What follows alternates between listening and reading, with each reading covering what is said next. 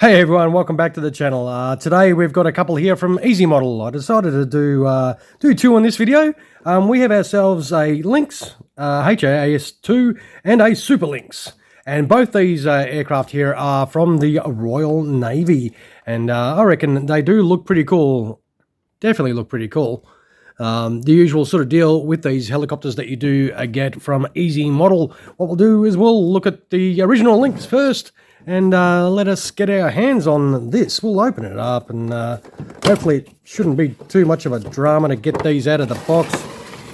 Beautiful, look at that. That looks nice. And there you can see that nice little helicopter sitting there. So that would be the rotor blades. And that is that sweet looking helicopter sitting right there. It does have a little template there that you can see. But apart from that, nothing else. It doesn't look like it has a stand or anything like that, although I have not yet checked the box. I suppose we've just got to undo some tie downs there. Well, what we'll do is we will undo those off camera. I won't put you through that shit. I'll be back in a second. All right, we should be able to grab this sweet helicopter off this little base and have a little look at that. Okay, well, I'm going to move that crap out of the way. All right. Now, well, you know, it is plastic, so it is very light. It seems to spin nicely. The tail rotor does not spin at all. So that is fixed. But there is a lot of nice detail on here. Obviously no pilot figures or anything in these, but boy, the detail on this is pretty nice. For cheap. These were reasonably cheap when I bought this. Actually, I got this one secondhand for $8. So normally they're a little bit dearer than that, but they are when you compare them to die-cast versions of these Easy Model ones are a little bit cheaper, as I usually say in these Easy Model videos. It does look very nice though. It's got some great detail. The paint finish on it is pretty good. I don't think any of the wheels roll on it. Nothing really moves. It's virtually like you just bought a model kit off someone that's already made it for you.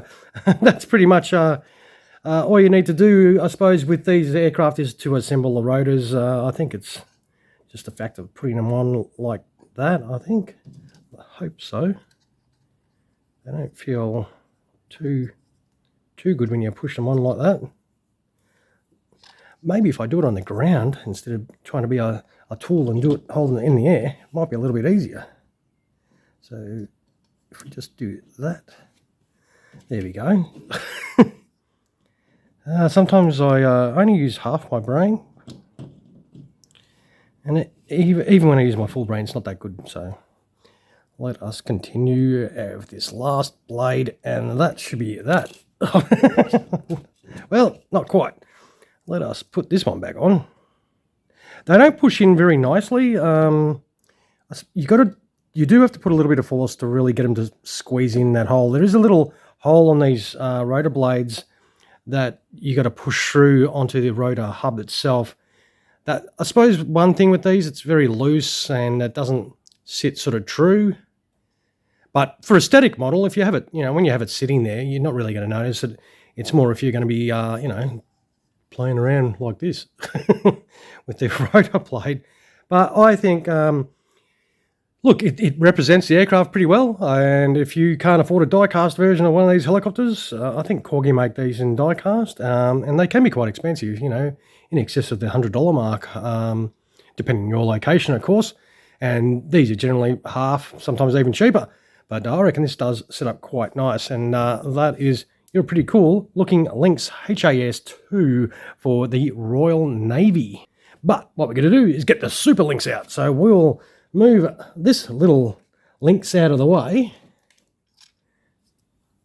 and bring this beast in, and that is the Super Lynx, and that looks really cool.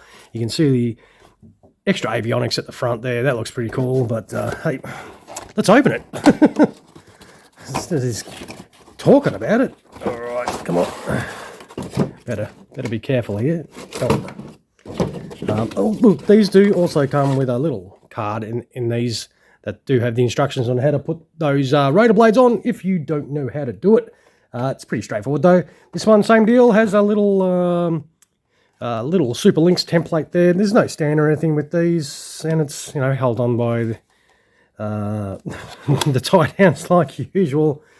And you do have your rotor blades sitting in here in a little packet.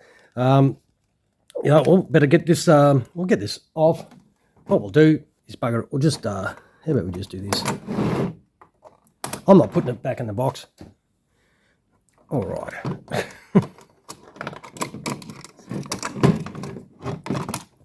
I'll just make it look really awkward.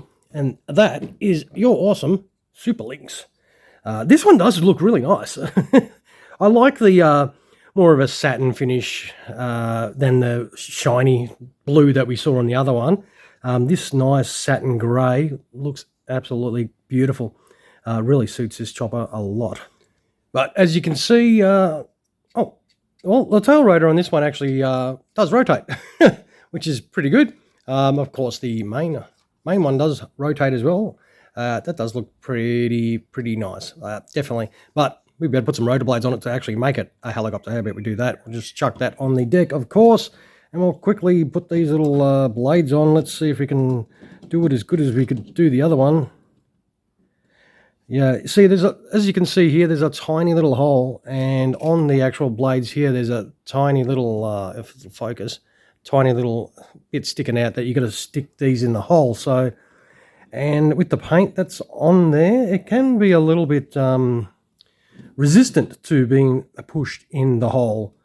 I mean, I suppose I'd be pretty resistant to being pushed in a hole. But let us put this final blade on. There we go. Nothing's fallen off, which is cool. And as you'll notice, the rotor blades on this one are really different to the other one as well. They've got that little edging on the side, and set up beautifully. I reckon it's nice. And of course, you know, it does rotate if you like to do that. But as a static model, I reckon they set up really nice. Yeah, I'm definitely pretty happy with it. Yeah, I don't really have a problem with these easy model ones, you know, apart from the lightness.